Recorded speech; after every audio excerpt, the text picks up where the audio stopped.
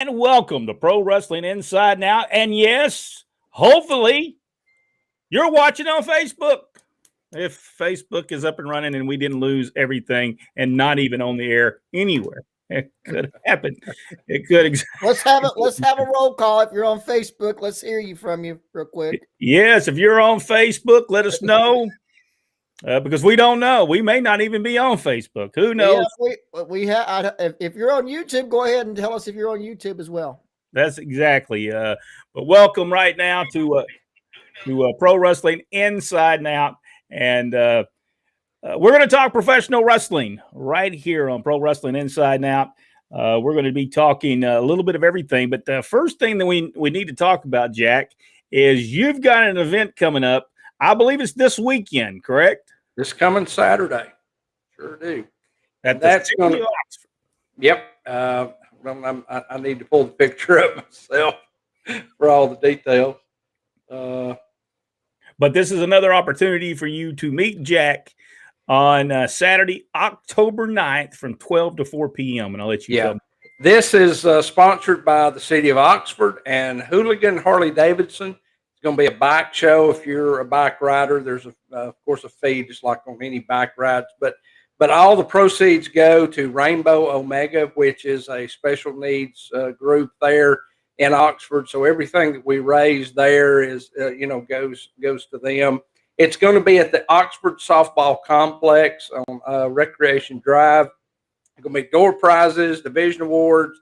Food's going to be available. They'll have food vendors there, and it's going to be a live band. I have no idea who the band is, but I can guarantee you it's not me. Well, make sure you get out there Saturday, October 9th, 12 to 4. It's a great cause, and get out there and help the Rainbow Omega. And if you're in the Oxford, Alabama area, say hello to Jack as you are doing so. So make sure you get there. Rodney, any news going on that you'd like to tell everybody about? I'm okay. I'm doing all right. We will let things get stirred up later on in the broadcast. I got a couple of tidbits. Yesterday would have been Bob Armstrong's 81st birthday, so just remembering him. The Crusher is being inducted into the Minnesota Wrestling Hall of Fame on Saturday, October the 9th, this weekend. And that's also in conjunction with the big Crusher Fest that they have. And if you've never looked that up, do so. They have got an amazing statue that they have built in his honor. Milwaukee loves the Crusher. So it's great that they're remembering him. Billy Graham undergoing a lot of tests. He's still in the hospital, still waiting to find out what they're going to do with him, but he's irregular heartbeat, heart failure, fluid in his lungs. He's not doing well. And Brian Knobs is also not doing well. We all have our opinion of Brian. I like Brian. He was always nice to me, but he's having some serious health issues. Still in the hospital, has been in there for quite a while. Had a fall this week and hurt himself even more. So he's got a fundraiser going. If you feel led to contribute to that or share it or whatever, I know that he would appreciate that. Wow, a bunch of stuff going on in the world of wrestling. By the way, if you have any questions, comments, leave them for us, and then we'll get to them as things go by. Wrestle South is going to come up on Saturday, October 30th. Am I correct, Jack? Yep. Halloween Spectacular. Yep. I'm going to have candy. I will be dressed as a big guy in black.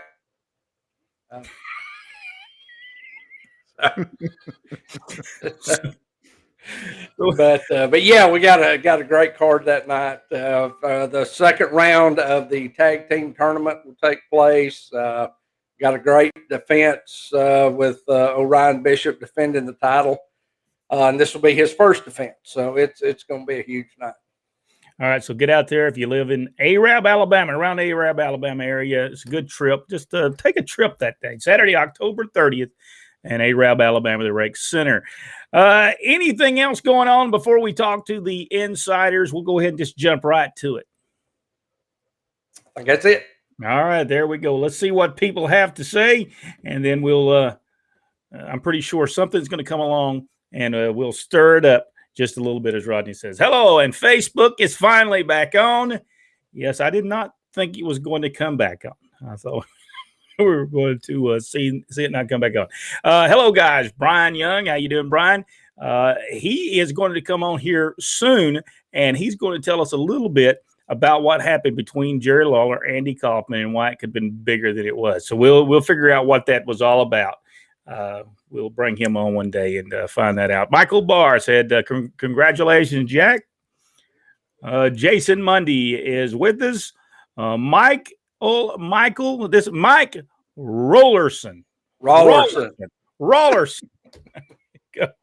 Hey, I have to always do the second. We need to make a sound bite of this just so you can replay it. Just hit the button. Yeah, that's what I need, the little button I can push. Does this go for my 10-speed bike as well? Hey, if you're willing to pay the fee and not afraid of getting run over, come on. Glenn Shelton on our YouTube channel. I see. Hello, how you doing? Prayers go out to Billy and Brian. Brian Young, Crusher Fest. That's what they're going to call my epic beatdown of Rodney. Wookie Luchador will be the people's champion title right behind Rodney that they're talking about there. So, Kevin Penley, how is Charlie Smith done? Jack, have you heard? I haven't heard any updates lately. So we'll try to find out how Charlie's doing. I know that he has commented on some of our photographs. So and I think that was about 2 days ago. So wow. Robert Grice, hello everyone. Hello to you. Nash Vegas gave us a LOL. Still telling. Brian Young, Jack, a big guy in black. You stole my costume.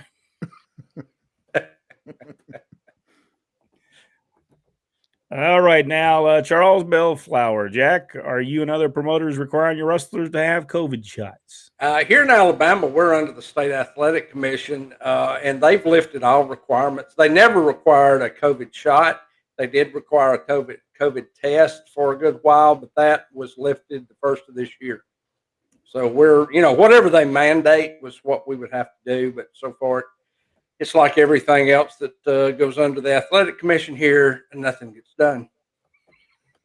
And you never know from day to day. One day they may not. The next day they may come back and tell you have to do it, and also have to tell them they have to make sure that their feet are certain width, and there's just so much stuff that these people do that's just crazy stuff. Tojo Yamamoto Jr. is still recovering from his surgery. Keep him in your prayers. Mickey Mayfield. Have you ever met him, Jack? I have. I don't think I ever have. I don't think I've ever met him.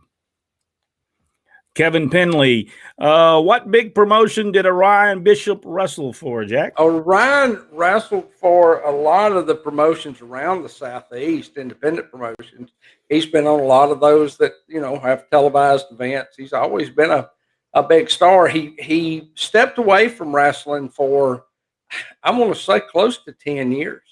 And he's only been back about a year or so. Let's see. Richard had said, you guys skipped my hello. I didn't see it. I didn't see it up there, Richard.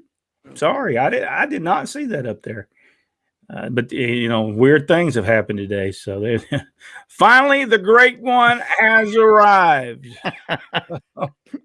So the Rock is I'm not sure what he was saying. I was here at the beginning of the show.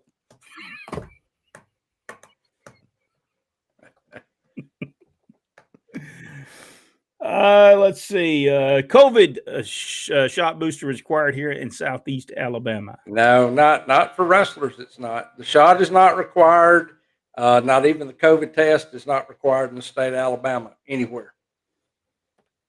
I have seen this recently, and I believe AEW might be putting this out there that there's problems. There's problems with the executive vice presidents. There's only 32 of them for the company, working for the company.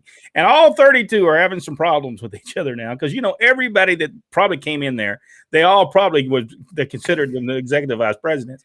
Yeah. I'm pretty sure Daniel Bryant, whatever his name is now. He's changed his name so much, I don't remember what it is. Brian Danielson.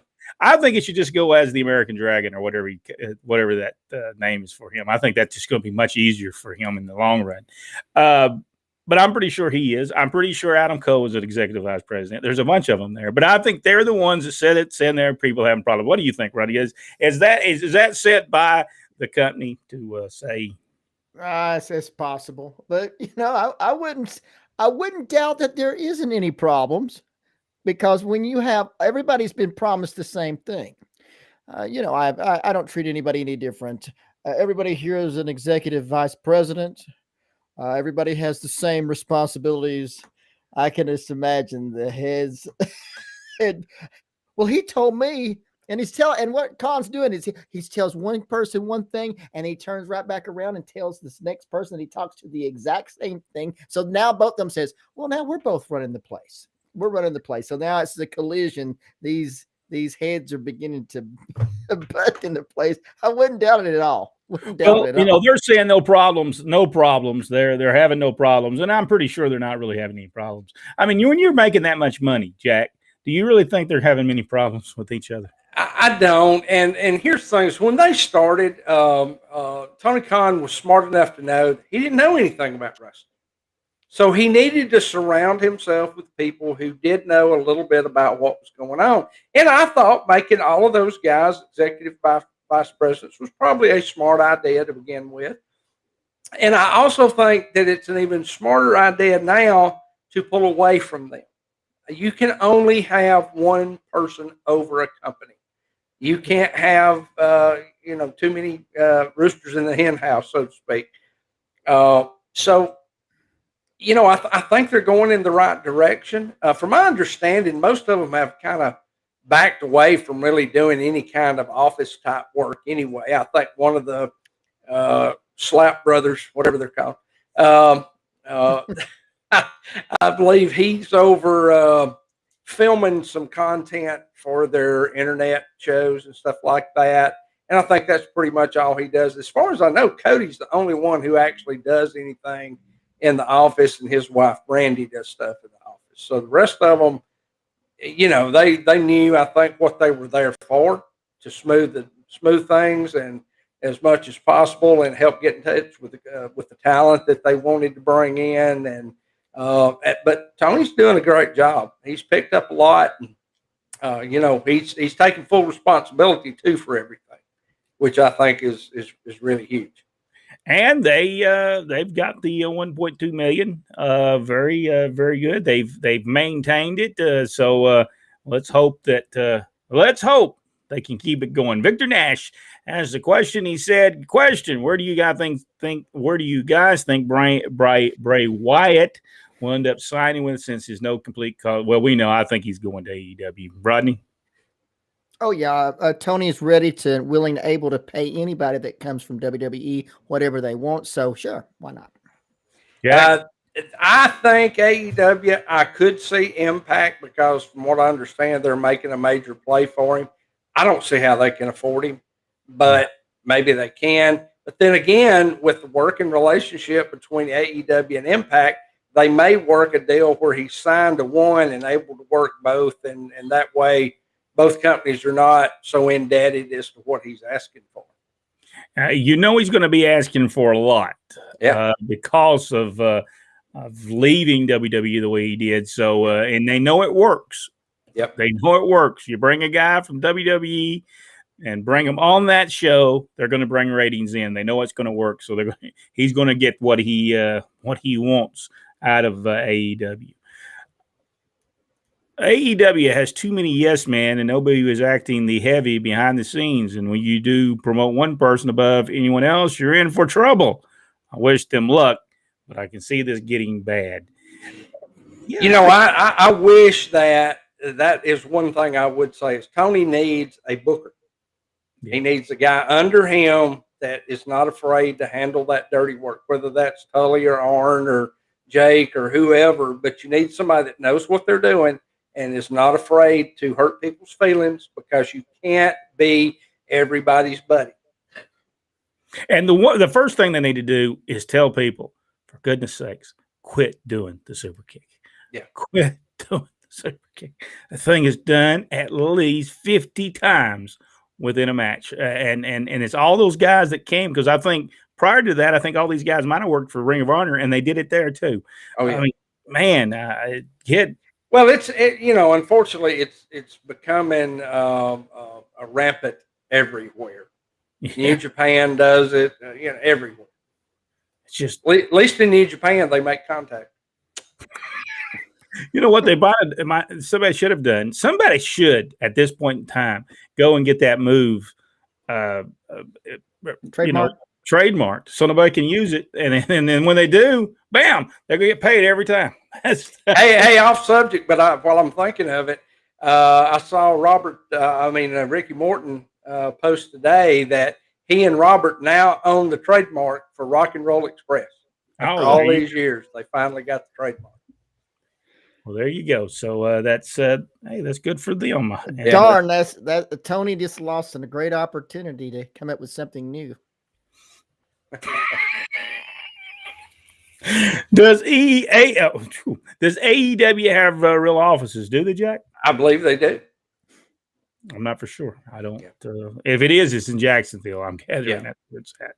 Because they have the Jacksonville Jaguars, so I'm pretty sure it's probably somewhere near that place.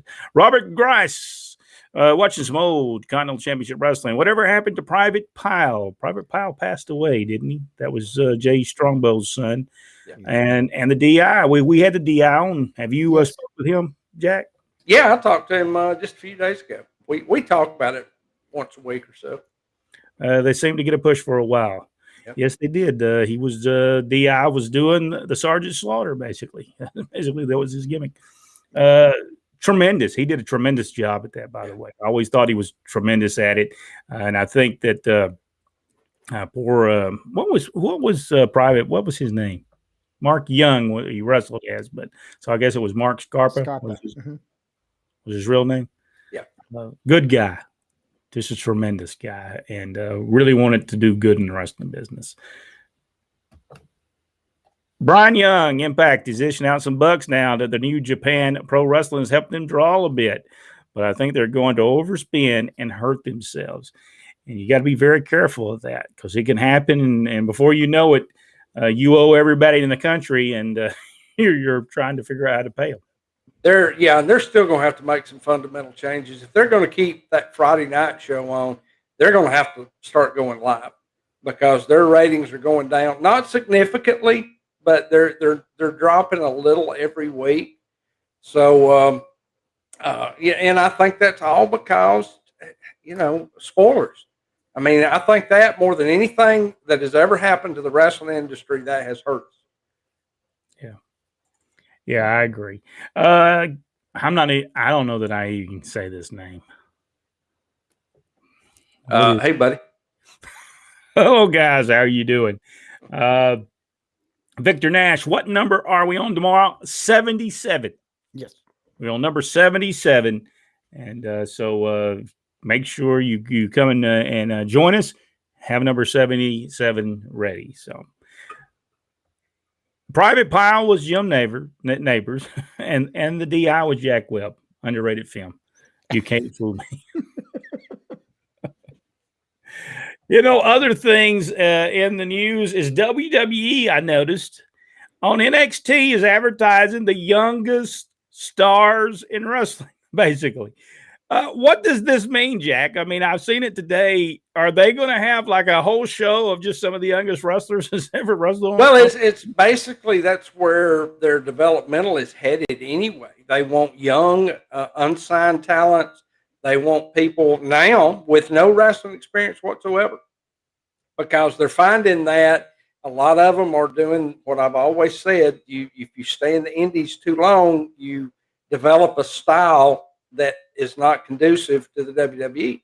And so if you stay there too long and you develop those what they consider bad habits, it's hard to break them of it. So now they're just going with straight, signed talent that has never been in the professional wrestling industry at all. And so they're all young. I mean, Bo Buchanan's son is there, 20 years old. They already did an angle where he was in a bar. But shame on WWE. Shame on them. I just seen it. I just seen that, and I'm thinking, and I understand. I watched one of their shows. I'm not for sure which one it was. It may have been Raw, and they said in it, "Be prepared because you're going to see bigger wrestlers in the World Wrestling Entertainment." I heard that's exactly what they're aiming for. They're not looking for those smaller guys anymore. I mean, what's the guy we just mentioned? That just went Adam Cole. They were going to cut Adam Cole's hair and make him a manager because Vince didn't see a future as a guy that size. Yeah, which I strongly disagree with. I mean, Shawn Michaels was not a big guy, no, and this guy has got unlimited talent potential. Rodney, what do you think about Adam Cole? I've never seen him.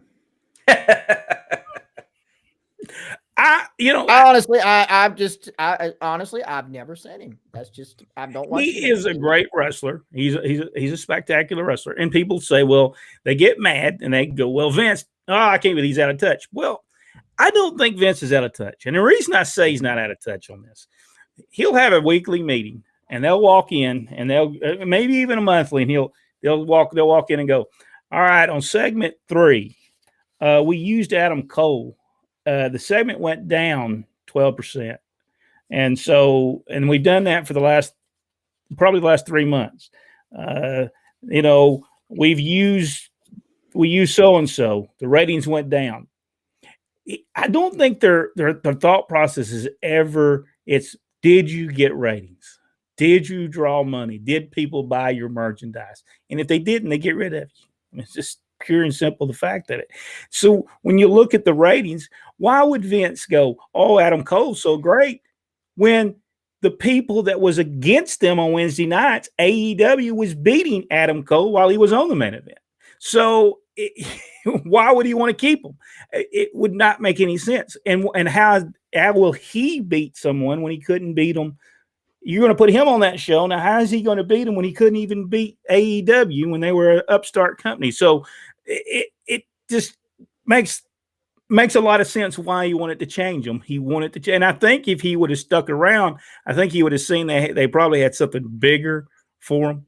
And they were going to tell him that, but it was probably going to be bigger. They're going to get a lot of heat on him. And then he was going to get this. He was going to be this huge manager that eventually would wrestle. And I think it would have been good for him. But I don't know. I've not been impressed with him in AEW. Not like I did in NXT. I don't know. Well, Jack, what do you think? Yeah, time will tell. We'll see. I hope he does well, but I think he would have been better off staying with Vince. I think Vince would have built him where he needed to go. Robert Grice, he said, I noticed USA put heat on WWE last week over ratings, like y'all predicted. Not our first rodeo when it comes to ratings and people getting upset with you. Well, I'll continue. There's a comment that I can bounce off of here in just a second. That all right. The same thing. All right, what is this? I'm not for sure what this is. Is that Axe TV? Access TV. Is that what Impact's on? That's what it's not only what it owns, but their parent company owns Access TV now.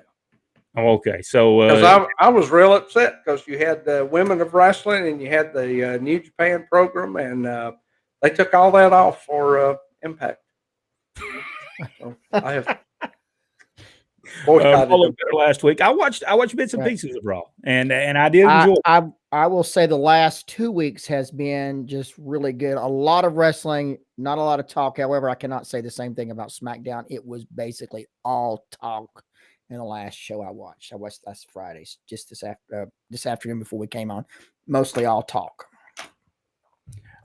Is Charles Bellflower, is AEW owned by A&W Root Beer? Charles, what are you putting in your root beer? I'm going to be honest with you. I can't. I just don't think AEW just does not flow off of you for some reason. It's not like WCW, or it just doesn't flow. WWF, it doesn't flow. I've never understand why, if you're called All Elite Wrestling, why you can't say your name, All Elite Wrestling. I just cannot understand that. I think they're missing the whole point of this. They should have got that guy from that TV show to come out and go, Dynamite! Yes, exactly right. I just don't get it. Hey, he's available. I seen him. He's available. He sure is. I seen him. Jimmy, JJ Walker. That's right. He was doing some commercials. He didn't say Dynamite though, so it destroyed my whole. I didn't even want to watch the rest of the commercial. Brian, yeah, Vince always had a fetish for big guys. He never liked Michaels or Hardest Champ. He wants monsters, bodybuilders, as I call it, mostly boring. Yeah, he always has. But now he's gone on record here recently in an interview and said he thought Bret Hart was probably the greatest champion he ever had. So, he's acknowledging that, those guys do have their place in the industry, but he's got that image of he wants huge guys. There's nothing wrong with having some huge guys on your show. I do the same thing the way I book the show. Mm-hmm. But you got to have the smaller guys that can go because it's all about entertainment. We got great guys on Wrestle South. J-Mo is a guy that I brought in, and he's about 5'6", 5'7", maybe 200 pounds. And the kid absolutely blew the roof off the place the last time. So, yeah, you've got to have it all. And I've never been a fan of bigger wrestlers. I always thought it was too slow. But I understand. But now look at the success they had. Bruno Sammartino. Look at the success they had with Hulk Hogan. So I guess he feels like, hey, that's when I made all my money. So I need to go back to that. And Vince is not the only one that liked big guys. No. Bill Watts, he insisted basically on the bigger guys. And he was successful for a very long time. He did, of course, his biggest year was when he had the Midnight Express, but they were not small guys. They're not like some of the guys actually Vince has on his show now. Mustafa, he's super small. I mean, he is super small. Yeah, he's not the first promoter that liked all big guys. Ole Anderson did not like smaller guys. He would not use them. He would not use it. He may use them, but he wouldn't use them never in the main event material. So and so other Buck Robley didn't really push small guys. So there were so many bookers that didn't. And really, if you look at it, Ron Fuller, Robert Fuller, they never really pushed a lot of smaller people.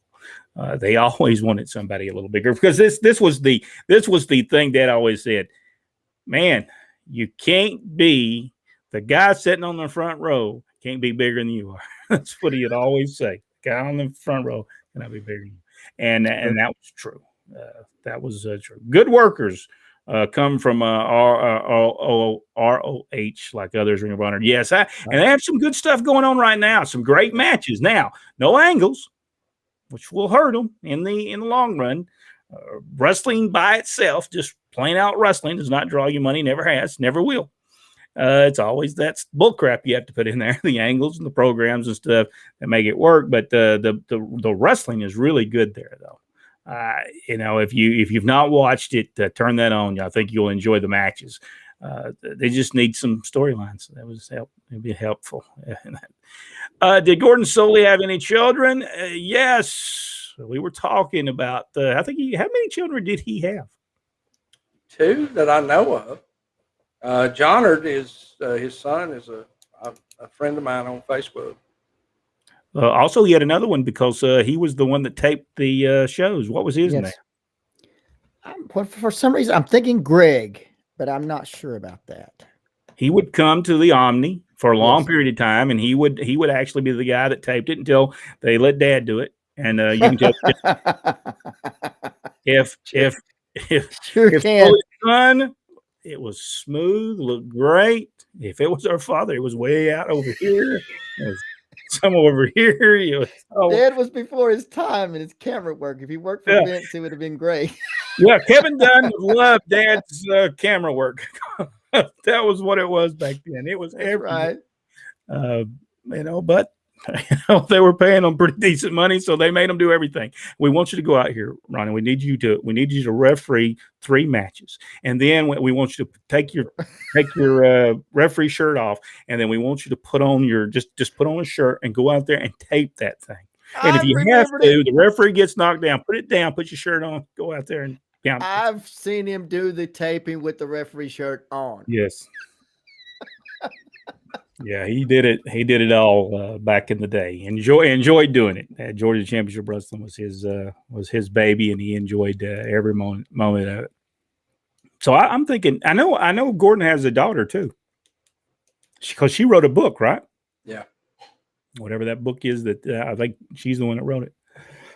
Excuse me.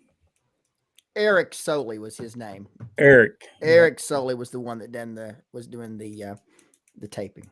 All right, we're talking about Facebook going down for however long it was. Watch matches, Adam. Adam Cole and Kingdom. Who's what's that? What's Kingdom? Is that a guy or is that Wrestle Kingdom? Probably Wrestle Kingdom.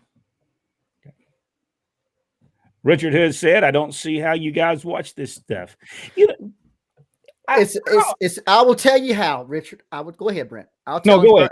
I'll tell you how I watch it. And try it, Richard. It'll make it go so much better. So when you get it on, let the opening come rolling up. That way you'll know what show you're on. Then push your fast forward. All right, that'll take care of a lot of your problems. That awful commentary that they do, this juveniles sitting and yelling at you for 2 to 3 hours, will be eliminated. And you just fast forward through the whole thing, and you can get bits and pieces and hit the highlights. And if you need to stop, which I very rarely do, and push play, but I find that I can sit through it much better that way. Here's the thing: is it the wrestling of the 70s and 80s that no, it's not. There is things that wrestlers do today that I enjoy. They do it too often. Athletically, they may actually be better athletes than the wrestlers of years ago.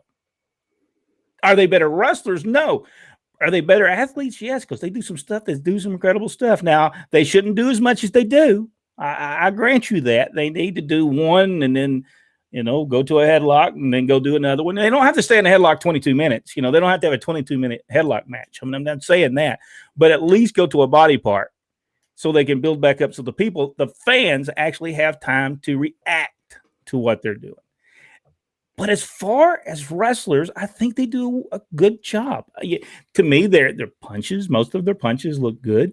Most of some of their kicks don't look too good. But they are good at what they do. But they just need better direction. I don't think it's the wrestler's fault. It's the way that the promoters are promoting. Jack, what do you think? Well, I've always said this is, while it all falls under the professional wrestling umbrella, there's two distinct types. We had professional wrestling that we all grew up with and loved, and then you've got sports entertainment. I mean, it's it's like having twins. One is rowdy and out of control, and you'd like to slap it in the head sometimes, and the other one is perfect. But it's still part of the family, So I can sit back because I don't sit there and watch a Raw or an AEW or an Impact or anything like that. I don't watch it with the expectation of it being professional wrestling. So I can be entertained by sports entertainment. And plus, it's what we do, and we either keep up with what's going on or we get left behind, and that limits our knowledge. And I don't like being limited. No, you can't watch it all. There's a lot of wrestling out there now. I mean, a ton of wrestling. I mean, you've got Ring of Honor, you have New Japan Pro Wrestling, something I can't remember what that's called. But they're trying to run the United States now. You've got WWE, you got AEW, and plus MLW, and I mean, there's so many wrestling. I ran into another one. It was Rob Van Dam's show. It was PWE or something to that degree. I only lasted 1 minute, if that. 1 minute, 10 seconds, because the commentary was so awful. I just couldn't. It was like they got kids out of high school that they were doing their Jim Ross impersonation out there. It was that might have been Pro Wrestling Guerrilla. Pro Wrestling Guerrilla. Yeah. Well, it was Yeah, it was. Seems like it was. The lighting was not. It was just house lighting. It was no. There was no professional lighting done, and I just saw it on YouTube this past week. I can't tell you who wrestled because I wasn't there long enough to see who they were. You know, I kind of enjoy Ring of Honor stuff right now better than anything as far as it being close to professional wrestling. But I will tell you, strictly pro wrestling has never drew you any money, never, and it will never draw you money. You cannot argue the fact right now that both companies are number one on the ratings during their time slot, their day.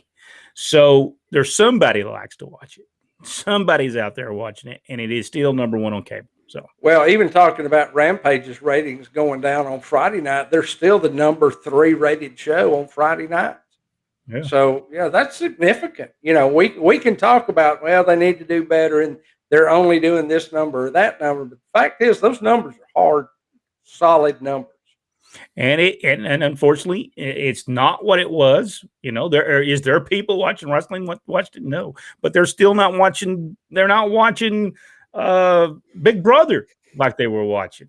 Well, football ratings aren't what they used to be. I mean, there's 20 years ago, we had, great ratings on certain things, but now for every one show that we watch, then there's all kinds of alternatives out there. I mean, you've got streaming, you've got YouTube, you've got, so many. I have got channels on my cable I have never even looked at because I don't have time. But there's options. And you have to be to get those people, you're going to have to do something a little different. And they will eventually, I don't know what AEW will, but WWE will eventually find that spot. And they will get it. They've always been able to do it, and they will do it. They will do it. They'll find that somewhere, and it'll just slip up on them like The Rock did. It'll just slip on them like Steve Austin did. It'll just slip on them. Hulk Hogan was a little different. They knew he was going to draw money, but they'll slip up on it, and they'll figure it. Because I think most wrestling, if you think about it, I think it always slipped up on them anyway when they started drawing. Yeah. I don't think they thought too much about it. I think it was a last minute thing for them to do. What do you think, Rodney? Oh, absolutely.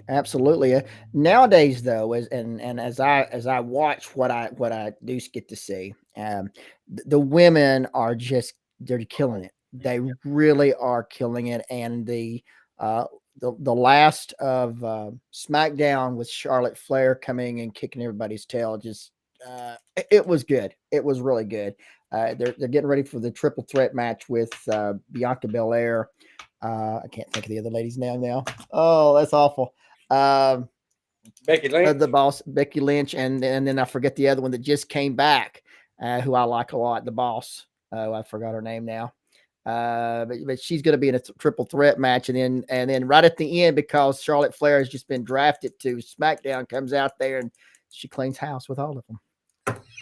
So it's really good stuff. And I really, out of everything that anybody's doing right now, the women has got my attention more than anybody. Yeah. And I'm gonna be honest. I watched Big E. Is that his name? Big E. Mm-hmm. And whatever. Now I can't even remember his name. But I thought it was a great match. I thought they did good at the first of the match, and I thought the cage match was tremendous. Mm-hmm.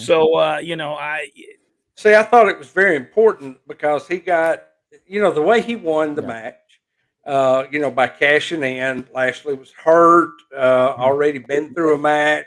And a lot of people, were saying, even though, everybody claims they know it's a work, they're still saying, oh, well, it wasn't fair the way he won.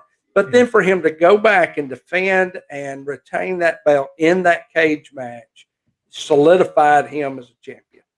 And I watched him. His interviews was great. When he talked great. He said it ain't about, when he did the interview, he said it's not about New Day. It's about the championship. And I thought the way they did it was superb. And so there are good stuff in professional wrestling today. Sure. And Victor's right. Sasha Banks, which I've enjoyed watching her for quite some time. Just really great. Really great. Vince likes superhero looking guys. Yes, he does. He always did. And that's a good. Jason Hawkins, and he did say this. He said if he ever got a break, WWE would push Logan Creed to the moon. Logan's biggest holdback is his age. Vince is never going to look at him because he's well past. He's almost 40. Now AEW should be looking at him. So I agree. Logan's a heck of a talent. Yeah, tremendous. I have seen him several times. He is good, which is crazy. You want huge guys, but got rid of Braun Strowman. I believe they may have been an attitude problem. That still leads back to he was one of the higher paying guys, and they're just getting rid of a lot of that money for. I think that possibility of a sale is still floating out there. Yeah, I think so. And if you'll notice, the other Khan, Nick Khan, does all the talking now for WWE. So very interesting that he has took over where Vince would speak to him, or even Stephanie. It is Nick Khan now that does all the because so it leads you to believe there could be a sale that could happen. Well, I was taken aback a little bit when they're doing the draft. Stephanie's normally the one who had done it the previous time, and this time they used their figureheads to do it. What happened to the Monster Anderson that was in WWE about a year and a half ago? I'm not sure. He's the one that you were telling us that did the movies, that adult type. Yeah, his name wasn't Anderson, though. I can't remember what it was. Yeah, he. I heard that he had done a independent show here recently. That's the first I've heard from him in over a year. And I think his mental health was not good. Brian Young, it's like boxing. The casual fans watch heavyweights, but actual boxing fans know middleweight and under is actually better boxing, except the 1970s heavyweights. That was an exception. That is true. Yep. Okay. Yes, you're right. Kevin's got the right name. Go ahead. Medium guys about 230 and up. That's what he's looking for. Can you get Gordon Soldy's son on the show? The possibility we could. We will see. The only problem is ever getting people on here is whether or not they're able to get on and they have a good internet connection. If they have a bad internet connection, it just destroys what we're trying to do. So we just have not had much luck with interviews. We're going to do the best thing for us to do is just go find the person, sit down with them, bring our cameras and tape it. That's just, and that would be fun to do as well. Other than that, it just becomes very hard to do. Some people have good internet connections, and Jack most of the time will get in touch with them and try to bring them on, and he'll tell us, "Oh no, that ain't gonna work." He might as well forget it. He had the group, The Kingdom. Oh, I remember reading about them. I never got to see Ring of Honor when that was going on though. John Cardew, none of the current wrestlers in any of the companies would have made it in the 80s. It was a different time, but I think some would have. I think a lot of the amateur wrestlers, if you had some type of a background in that, I believe you would. Now, some people wouldn't have. I mean, let's just be honest, some wouldn't. But I think there's some good guys. John, I must take exception with what you just said. I hate to be that way, as you know. But let's be as honest as we can. Most of the wrestlers today merely copy what they've seen. Now, if they were back in the 80s, they would merely adjust to the 80s style. Okay. They would be knowing what they need to do to fit in the 80s style wrestling. And today they're just doing whatever. They're basically doing like you go to a lot of these independent groups. They basically mimic what they see on TV. It's nothing original. And the same thing, current wrestlers today, they merely mimic most things they've seen somewhere else. So back in the 80s, if they were there, they would easily try to fit in with that group. And that is the truth, because I can remember a guy, there was a booker, and he was booking the territory, and every guy was doing the same thing. They were doing all the same thing. He calls a guy and says, "Listen, I need you to come in this territory. I need you to do what you're doing, and I need you to come in." And he said it wasn't 6 weeks later that they were doing the thing that the guy that he brought in was doing. The wrestlers were even doing it then. Yes. So they are only that's the way the wrestling business has always been. If people were fighting, they fought. If they were wrestling, they wrestled. It's just everybody wants to get over, and they see somebody get over. That's how they're going to wrestle.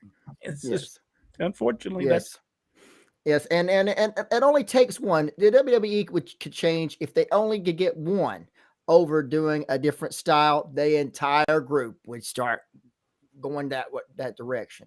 It's just the way that it is. Well, when think about it, let's think about it. Doing bumps, and taking them big bumps. Everybody started doing it. And let's think about it now. Music was not a big deal in wrestling until the Freebirds and Junkyard Dog come along. Okay. And then everybody saw it, got over. So now everybody has to have music, and to the point where, more and more until everybody had to have it. I even had to do it when I was announcing. I even had to have my own music. You had your own music. Yes. The national anthem. Right along with it. All right. Let's get more to these, and then we got to go. That's right. Replying to Michael, you were thinking about Carl Anderson and Doc Gallows. Doc was the monster of the team. They're wrestling for Impact, right? Yeah. Lars Sullivan was also a monster. Yes. That's not Anderson. Lars Sullivan. Yeah. That's right. And I'm sorry I didn't recognize that, but I always try to forget people named Sullivan. Adam, he quit. And Lars Sullivan quit. He was the one that had the. And I remember him coming back, and he was there maybe 2 weeks, and he was gone. Adam Cole, Michael Bennett forgot the third guy. Glenn Shelton said.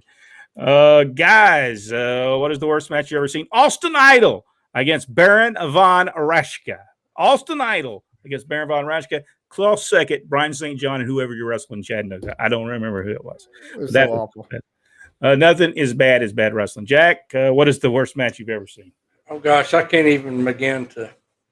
I've seen so many bad ones. I've been involved in a few, believe it or not. Rodney? Well, for me, it was Kevin Sullivan and Steve Kern, Carrollton, Georgia, followed by Austin Idol, Baron von Raschke. That was the. Ole Anderson and Lars Anderson can go up there as well. Yeah, you can put that right on up there with it. We've seen some bad ones. Tommy Rich and Buzz Sawyer at Daresville, Georgia. Yes. Both were kind of having a nice high day that day. And they were taking bumps. And that's one of my worst matches was against Tommy when he put me in a spinning toe hold, fell out of the ring, knocked himself out. Mark Lewin and Kevin Sullivan, Mark Lewin and Abdullah the Butcher, Mark Lewin and anybody else. We've seen some bad matches. Today has nothing against bad matches in the 70s and 80s. We saw a ton of them. And would always say, we'd drive back with Dad and would say, y'all, you need to get rid of that guy. He was horrible. And his punches looked bad. Even as kids, nothing he did looked good. So you need to get rid of him. He was horrible. And I often say that is the good old days were not always that good. Oh, they were. We've seen 50 people in buildings, and we knew why when we watched the matches. When we first time we went to Southeastern, they weren't drawing. Man, they wasn't drawing. And when you watch the matches, you knew why they wasn't drawing. And I remember Dad saying, listen, you ain't going to draw with any of these people. You have to get rid of all these people. And he said, you're not going to draw a dime with anybody. He said they need all new people. Let's see. AEW is just like Jack's. AEW is just like Jack Shirt Pro Wrestling. I wouldn't go that far. They're not pro wrestling. They're not pro wrestling. Not in the traditional sense of what we call pro wrestling. Yeah. Yeah. But it's their generation. They're certainly allowed to call it whatever they want to call it. But I watched the show. I watched the show from Monday night. I was very impressed with it. All but the super kicks. I was impressed with the show. So I enjoyed it. I enjoyed it. I watched it and enjoyed it. Andy shows go see. Yep. Today's wrestling just looks too choreographed. I will agree with you on that one. Absolutely. Exactly right. We will agree. Fast forwarding helps with that as well. I was always hopeful that Triple H version of Vince was what Raw and SmackDown would like.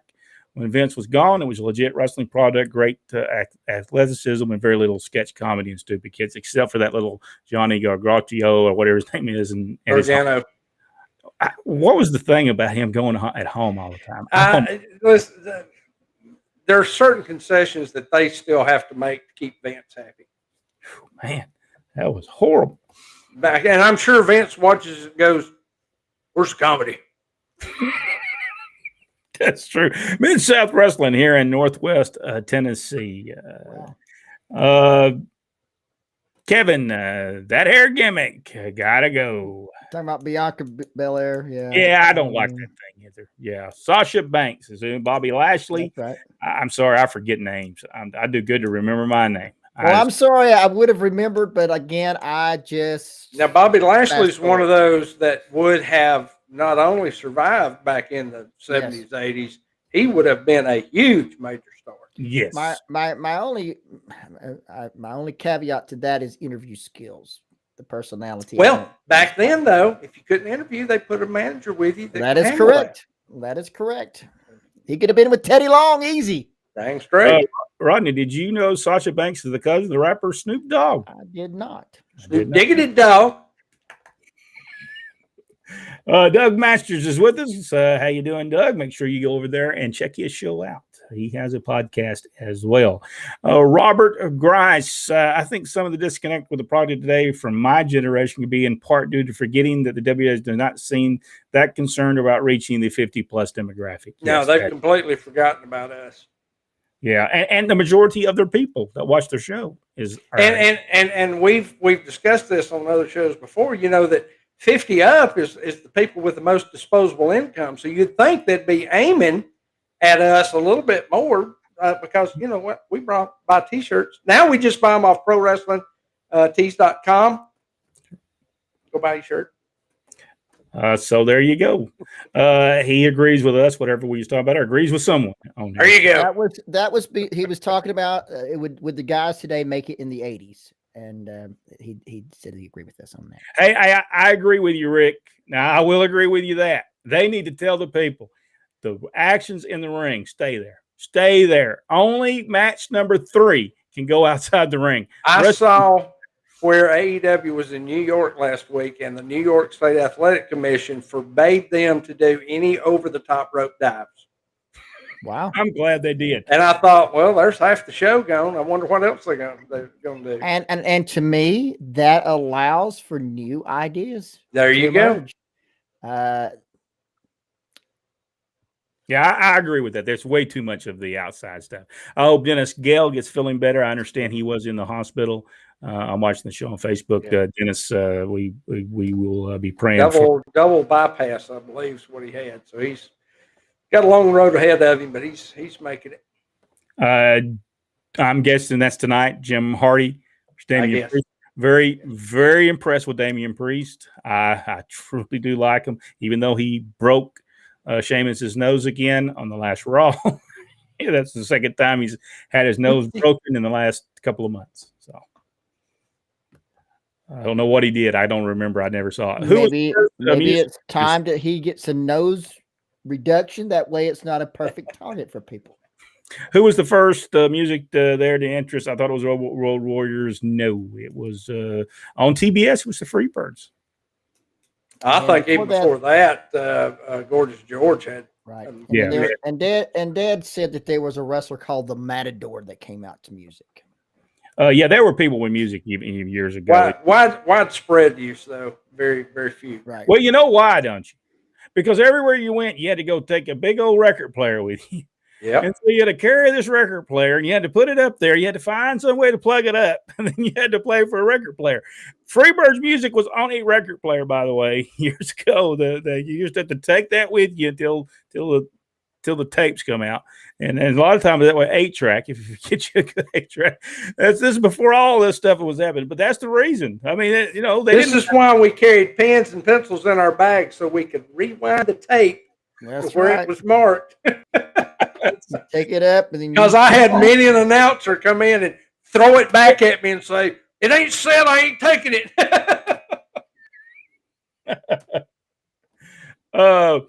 What you mean, Rodney? You didn't mention Terry Taylor matches. Well, Taylor's matches were not awful. It was just lots of his stuff was awful.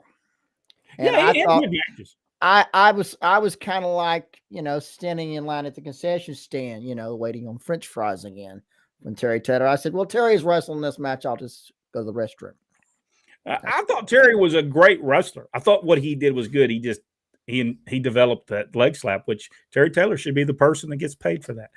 Never saw the match, but Bob Armstrong told me he beat Buddy Colt for the North American title in Jacksonville in 29 seconds. But I believe because Buddy Colt was hurt.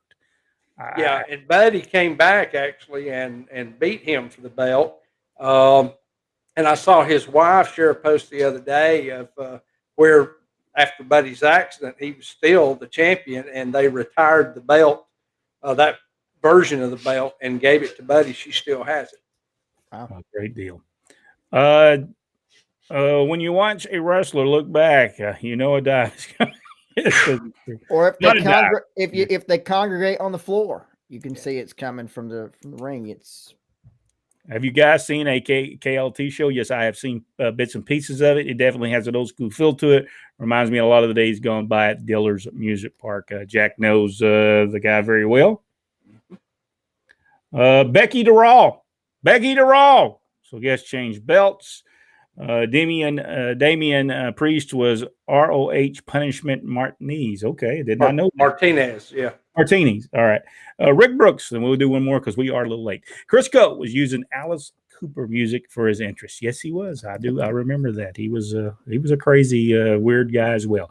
All right, tomorrow night, make sure you join us. We will be here as we talk 100 top wrestlers. We're at number 77, and I'll just go ahead and say my number 77, the Great Muta. And we'll know what Jack's and Rodney's is tomorrow. And who is number 77 on your list? That's tomorrow night right here on Pro Wrestling Inside and Out. Jack, anything that we need to talk to people about before we leave? Yep. Don't forget ProWrestlingTees.com. Go get your shirt. Hurry up. Also, very soon, right on Facebook, we're going to give you a new way to support Pro Wrestling Inside and Out. So be staying tuned for that. Rodney, anything you like to add? Mickey Mayfield made some. He had a comment posted on for our best moments, and boy, he had a lot of good ones. I mean, he listed them all the way down, and you're right; those were some great moments, and we're going to talk about those in weeks to come. All right, we will see everyone tomorrow night. Thank you so much for being a part of Pro Wrestling Inside and Out. We certainly do appreciate it, whether you're watching us live or you're watching us on the replay. Remember, you must watch it on YouTube. All replays are now on YouTube, so make sure you sign up. It's very free. All you have to do is subscribe. It's free. See everyone tomorrow night right here on Pro Wrestling Inside.